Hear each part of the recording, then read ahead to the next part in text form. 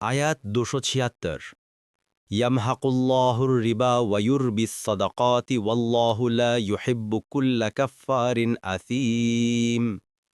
অনুবাদ: আল্লাহ সুদকে নিশ্চিহ্ন করেন এবং দানকে বর্ধিত করেন। ১ নং ফুটনোট। এবং আল্লাহ কোনো অধিক কুফরকারী পাপীকে ভালোবাসেন না। ২ নং ফুটনোট। তাফসির: ১ নং ফুটনোটের বিবরণ। আল্লাহ তাআলা সুদকে নিশ্চিহ্ন করেন এবং দানকে বর্ধিত করেন।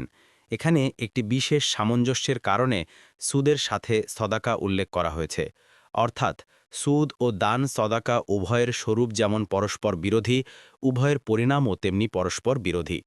আর সাধারণত যারা এসব কাজ করে তাদের উদ্দেশ্য এবং নিয়ত পরস্পর বিরোধী হয়ে থাকে। এখানে প্রণিধানযোগ্য বিষয় হয় যে আয়াতে সুদকে মেটানো আর দান সাদাকাকে বর্ধিত করার উদ্দেশ্য কি। কোনো তাফসিরকার বলেন এ মেটানো আর বাড়ানো আখিরাতের সাথে সম্পর্কযুক্ত।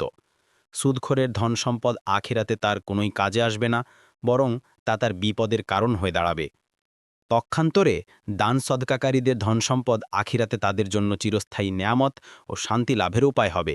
এ ব্যাখ্যা সুস্পষ্ট, এতে সন্দেহের বিন্দুমাত্র অবকাশ নেই। সাধারণ তফসিরকারগণ বলেন সুদকে মেটানো এবং দান সদাকাকে বাড়ানো আখিরাতে তো হবেই, কিন্তু এর কিছু কিছু লক্ষণ দুনিয়াতেও প্রত্যক্ষ করা যায়। যে সম্পদের সাথে সুদ মিশ্রিত হয়ে যায় অধিকাংশ সময়ই সেগুলো তো ধ্বংস হয়ই, অধিকন্ত আগে যা ছিল তাও সাথে নিয়ে যায়। সুদ ও জুয়ার ক্ষেত্রে অধিকাংশ সময়ই এরূপ ঘটনা ঘটতে দেখা যায়। অজস্র পুঁজির মালিক কোটিপতি দেখতে দেখতে দেউলিয়া ও ফকিরে পরিণত হয়। মোট কথা এ আয়াতে আল্লাহ তাআলা বলেছেন আল্লাহ সুদকে নিশ্চিহ্ন করেন এবং দান সদাকাকে বর্ধিত করেন। এ উক্তি আখেরাতের দিক থেকে তো সম্পূর্ণ পরিষ্কার, সত্য উপলব্ধির সামান্য চেষ্টা করলে দুনিয়ার দিক থেকেও সুস্পষ্ট।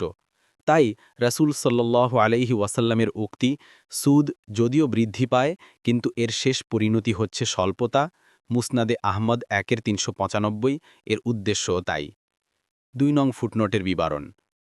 আয়াতের শেষে বলা হয়েছে আল্লাহ তাআলা কোনো কাফের গুনাহগারকে পছন্দ করেন না।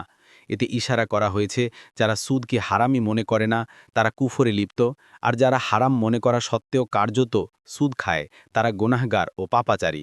মারুফুল কোরআন।